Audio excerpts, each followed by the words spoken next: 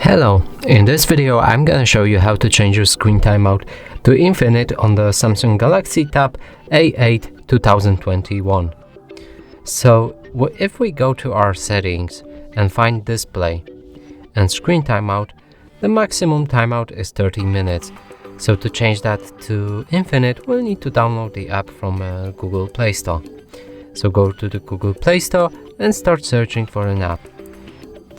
Its name is Caffeine, and select search. Now open this app and click on the install.